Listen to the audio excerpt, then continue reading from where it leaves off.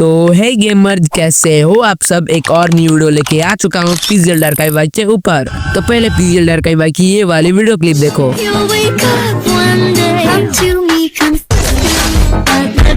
अब इस सब कुल फेस वाली वीडियो क्लिप को एडिट कैसे करते हैं चलो मैं सिखाता हूँ।